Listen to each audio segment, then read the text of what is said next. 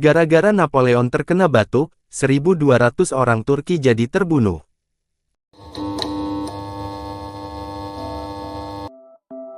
Napoleon Bonaparte, saat berperang di Timur Tengah tahun 1799 bermaksud melepaskan 1.200 tentara Turki yang berhasil ditawan oleh Perancis, ketika Perancis berhasil merebut Java.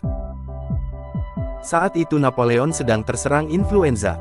Saat menginspeksi pasukan, Napoleon terserang batuk berat hingga ia mengatakan, "Massacre tous," yang artinya batuk sialan. Perwira pendamping Napoleon merasa sang jenderal mengatakan, "Massacre tous, bunuh semua."